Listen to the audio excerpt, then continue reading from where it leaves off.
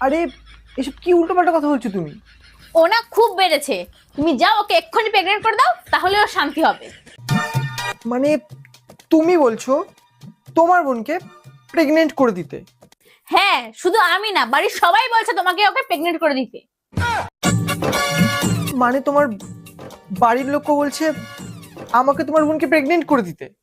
হ্যাঁ, বাড়ির লোক সবাই বলছে তুমি ওকে প্রেগনেন্ট করে দাও, তাহলে ও শান্ত হবে। আমি অত কিছু জানি না, তুমি যাও আর ওকে এক্ষুনি প্রেগনেন্ট করে দাও। মানে আমি তোমার বোনকে প্রেগনেন্ট করলে তোমার কোনো সমস্যা নেই, তাই তো? আরে প্রবলেম কেন হবে? তুমি ওকে প্রেগনেন্ট করলে আমি একটু শান্তিতে ঘুমাতে পারবো, বুঝলে? তুমি সত্যি চাইছো আমি তোমার বোনকে প্রেগনেন্ট করি?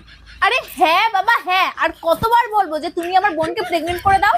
আরে তুমি এসব কি আবল বলছো? তোমার মাথা কি খারাপ হয়ে গেছে? আরে বাবা খারাপ কেন হবে? ও তো আমাকে নিজে বললো যে